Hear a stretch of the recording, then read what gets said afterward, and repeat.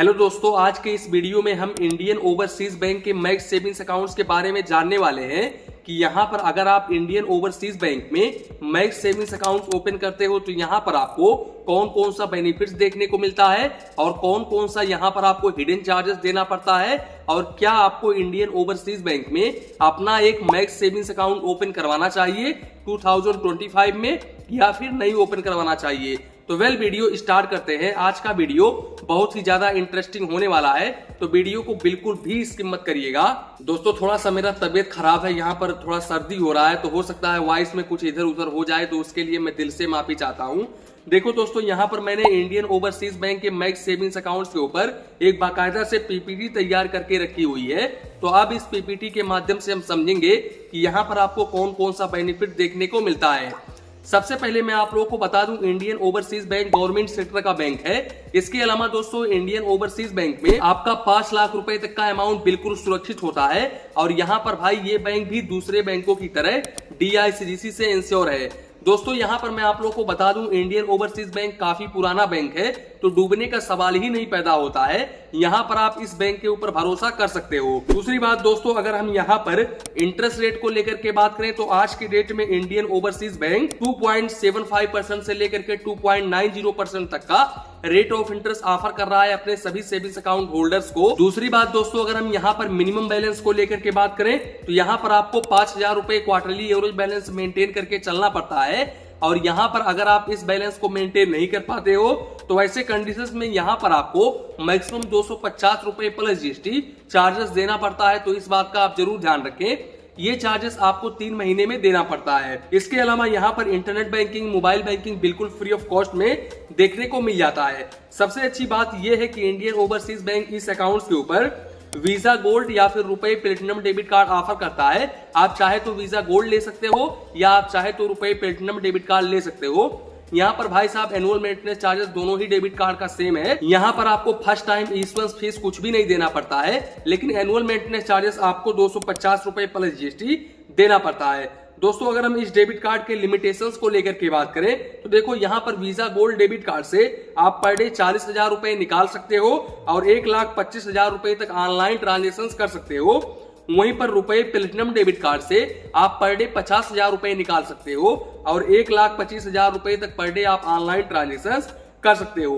बात करें अगर हम काउंट ऑफ ट्रांजेक्शन की तो यहाँ पर भाई आप इनके ओन बैंक के ATM से जितना मर्जी चाहे उतना ट्रांजेक्शन करो, यहाँ पर आपको कोई भी चार्जेस नहीं देना पड़ेगा।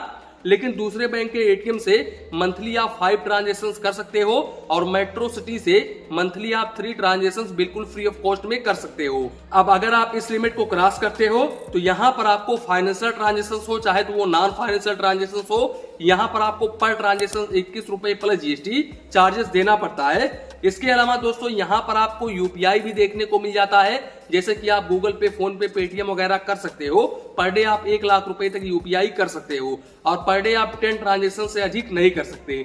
दूसरी बात दोस्तों, यहाँ पर अगर आप रुपए प्लेटिनम डेबिट कार्ड लेते हो ना, तो यहाँ पर आपको पर क्वार्टर 2 एयरपोर्ट लॉन्च एक्सेस देखने को मिल जाता है।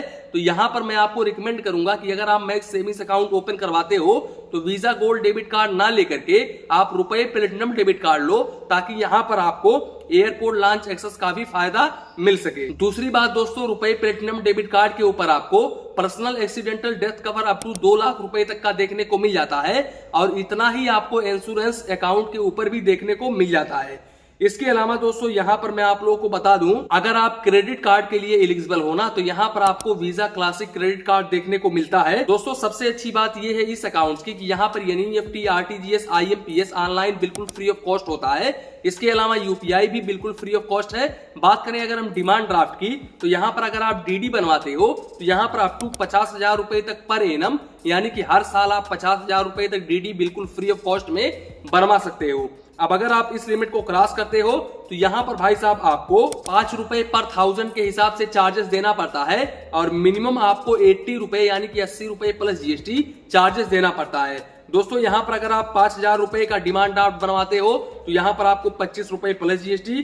इसके अलावा 10,000 रुपए का डिमांड ड्राफ्ट बनवाते हो तो यहाँ पर आपको 60 रुपए प्लस GST और उसके ऊपर बनवाते हो तब यहाँ पर आपको 5 रुपए पर 1000 के हिसाब से चार्जेस देना पड़ता है।